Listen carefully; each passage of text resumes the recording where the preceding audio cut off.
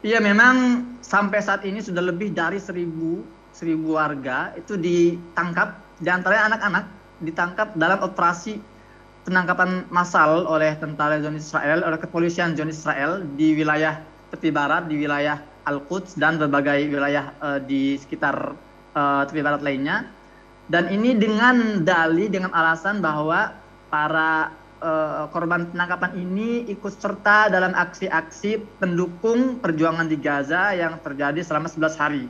Dan sampai saat ini penangkapan masih terus dilakukan. Kepolisian Israel terus merengsek ke beberapa desa dan kampung di wilayah Palestina tepi barat. Belum ada tanda-tanda ini akan berhenti. Mas Hussein, kami dengar juga gencatan senjata ini kan sudah terjadi. Namun nyatanya di lapangan, Mas Hussein, apakah benar masih ada pemukim-pemukim Yahudi, masih ada mungkin provokator atau penyerangan kepada warga Gaza meskipun sudah ada kesepakatan gencatan senjata? Di antara kesepakatan yang disepakati dalam gencatan senjata kali ini itu bukan semata-mata, bukan hanya berhentinya penyerangan ke Gaza. Jadi di antaranya adalah berhentinya penyerbuan masuk ke wilayah Masjidil Aqsa di Yerusalem atau Al-Quds. Namun sampai hari ini saya mendapat kabar langsung dari Masjidil Aqsa masih adanya penyerbuan oleh para pemukim ilegal Yahudi radikal masuk ke dalam Masjidil Aqsa dengan dikawal oleh kepolisian Israel dan melakukan aksi provokatif di dalam komplek Masjidil Aqsa, dan ini merupakan sebuah penodaan serta pelanggaran jelas-jelas terhadap kesepakatan gencatan senjata yang baru tercapai 5 hari terakhir. Mas Hussein, kalau bisa dijelaskan, tentu ini bukan kali pertama kalau kita melihat sejarah, tapi biasanya berapa lama gencatan senjata ini berlangsung, Mas Hussein?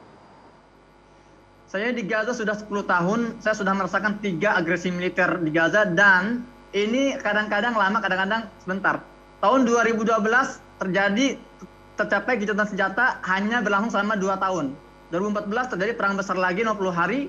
Kemudian setelahnya itu tercapai lagi gencatan senjata dan sampai 2021, artinya 7 tahun berlalu, dan saat ini kita kembali ke gencatan senjata dan kita tidak tahu karena kita mengetahui bahwa bangsa Yahudi ini bangsa yang senang melanggar kesepakatan. Tapi kita berharap semoga ini bisa bertahan lebih panjang, lebih lama.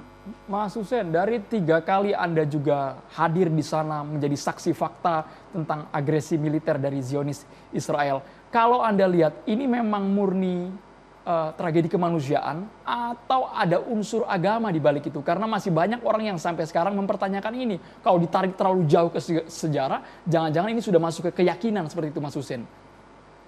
Iya, ini penting sekali untuk difahami. Saya juga alhamdulillah sudah selesai kuliah di kampus Gaza, di Universitas Islam Gaza. Saya sering berdiskusi dengan dosen-dosen saya yang merupakan pakar-pakar politik dan sejarah. Dan kita sering berbicara tentang sumber permasalahan Palestina itu apa sih? Apa ini konflik kemanusiaan murni atau ini ada konflik agama? Jadi memang pada dasarnya konflik di Palestina ini adalah konflik hegemoni antara koalisi negara-negara adidaya. Dan saat ini sedang didominasi oleh negara-negara barat yang dipimpin oleh gerakan Zionis dengan ideologinya bernama Zionisme. Dan ya, pada dasarnya ini bukan isu agama, ini bukan konflik agama. Tapi ini tidak ada hubungannya antara Zionisme dengan Yahudi, tidak ada hubungannya. Yang ada, Zionis ini menggunakan agama Yahudi sebagai topeng. Mendompleng agama Yahudi untuk melegitimasi, untuk bisa bercokol di Palestina dengan alasan kepercayaan dan akidah mereka. Dan perlu diketahui bahwa para petinggi Israel hari ini, Netanyahu, Benny Gantz, Revin, semua itu orang sekuler, nggak beragama. Yahudi sekali lagi hanya digunakan kedok agar mereka bisa ada di Palestina. Namun, meskipun ini adalah isu atau konflik hegemoni, tapi di dalamnya juga ingat ada isu kolonialisme. Ya, ini benar-benar yang sedang dilawan oleh Indonesia, yang sedang diperjuangkan Indonesia untuk tidak adanya kolonialisme di dunia.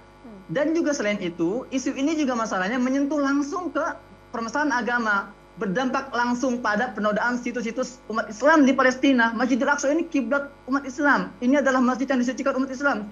Jadi wajar kalau umat Islam di Indonesia merasa terpanggil ketika masjid mereka dinodai. Bahkan perlu diingat bahwa beberapa masjid di Palestina ini diubah fungsinya dari masjid menjadi diskotik, jadi tempat hiburan. Ini jelas melukai perasaan umat Islam di seluruh dunia. Maka dari itu jangan ada narasi-narasi bahwa isu ini murni isu kemanusiaan, bukan isu agama. Ini nggak benar. Ya, ini isu kemanusiaan, tapi kita tidak boleh menafikan bahwa ada isu konflik agama, ada konflik politik, ada konflik kolonialisme, ini semua lengkap. Maka dari itu ini penting untuk dipahami agar masyarakat Indonesia terutama tidak salah dalam memahami isu peta konflik di Palestina. Baik, Anda menggarisbawahi bahwa ini sebagian besar adalah jelas adalah isu kemanusiaan antara Palestina dan juga Israel. Terima kasih Muhammad Hussein, aktivis yang bermukim di wilayah Gaza, Palestina. Terima kasih.